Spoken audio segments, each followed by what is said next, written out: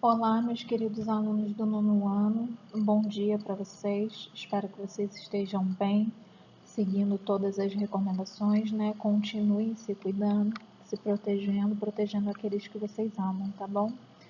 Conteúdo da aula de hoje, nós vamos falar sobre célula. Essa matéria está lá no nosso livro, tá? No capítulo 3 do nosso livro, vocês podem também acompanhar sobre esse assunto.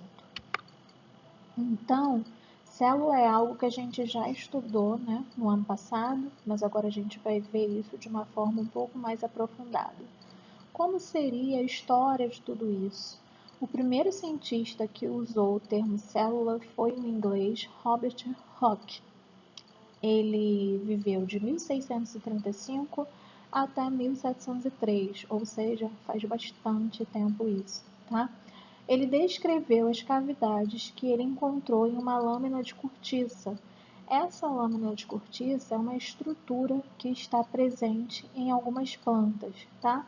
E aí, ele observando essa estrutura, a gente consegue visualizar assim um pouquinho dentro da figura aí que eu coloquei para vocês.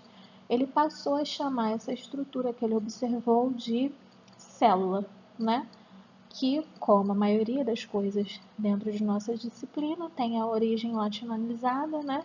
Então, do latim célula significa pequena cavidade. Mais de 150 anos depois, outros cientistas, o Matias e o Theodore, eles estabeleceram a teoria celular. O que é teoria celular? Teoria celular significa que todo ser vivo é formado por células. Lembrando que, com exceção dos vírus, porque os vírus são seres acelulares, ou seja, não possuem células. E quando a gente fala de célula, nós vamos falar de tipos de célula. Primeiro tipo, procarióticas. As células procarióticas são aquelas células mais primitivas e mais simples. Elas não apresentam núcleo organizado. O material genético desse tipo de célula não fica separado do citoplasma por uma membrana nuclear, que é a membrana que nós chamamos de carioteca. Tá? Então, é uma célula um pouco mais simples, mais primitiva, que não tem toda essa complexidade. Tá? Exemplos: seres unicelulares ou alguns seres coloniais, que vivem em colônias, né? Seres unicelulares, aqueles seres formados por uma única célula, relembrando. Células eucarióticas. As células eucarióticas elas vão apresentar estruturas muito mais complexas. Então, nesse tipo de célula, nós temos a presença de um núcleo bem mais organizado, dentro do qual nós vamos ter um material genético, além de outras estruturas que estão dispersas ali no citoplasma. Exemplo de seres que possuem células eucarióticas. As células animais, as células vegetais, tá? Então aí eu coloquei uma imagem para vocês. Sigam aqui o cursor, por favor. Nós temos aqui na imagem a carioteca. Então, nas células eucarióticas, nós temos a presença dessa estrutura. Tamanho das células. Normalmente, elas são tão pequenas que não são nem os milímetros que vão representar essas células. O que é milímetro? Pega lá a régua, nossa régua escolar. Nós temos a nossa régua escolar, né, dividida em centímetros e milímetros. Os milímetros são aqueles espacinhos pequenininhos, né, entre o centímetro. E quando a gente fala de célula, nós usamos uma unidade que é 1000 vezes menor aquele espacinho pequenininho, que é o que nós chamamos de micrômetro, tá? Então, normalmente o tamanho das células ele é em micrômetros, sendo que existem estruturas no interior dessa célula que são feitas de medidas ainda bem menores do que esses micrômetros, né? Desculpa. Que é o nanômetro. O nanômetro é 1 milionésimo menor que o milímetro. Então, assim, você só imaginando isso, você consegue observar o quão pequeno é essa estrutura. Raras são as células que apresentam tamanho macroscópico. O que significa isso? Que que a gente consegue visualizar em olho nu, né? A olho nu. Até tem, mas são raras, tá bom? Então, por esse motivo, nós temos aí o microscópio. O microscópio é um aparelho que permite ampliar em muitas vezes imagens de coisas muito pequenas ou microscópicas.